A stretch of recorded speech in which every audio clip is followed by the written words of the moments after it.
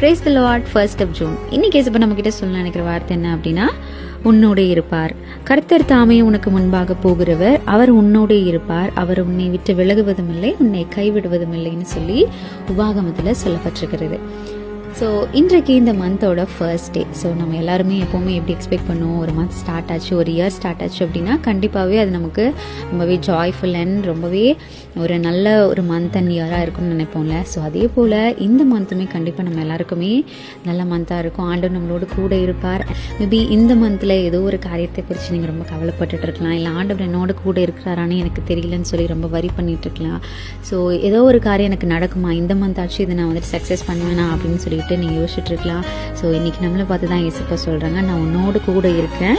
So maybe இன்றைக்கி உங்களோட யாருமே கூட உங்களுக்கு இல்லாமல் இருக்கலாம். நீங்கள் ரொம்ப லோன்லியாக ஃபீல் பண்ணலாம், ஐயோ எனக்கு யாருமே இல்லையே, எனக்கு யார் இதுக்கு ஹெல்ப் பண்ணுவாங்க அப்படின்னு சொல்லிட்டு யோசிச்சுட்டு இருக்கலாம்.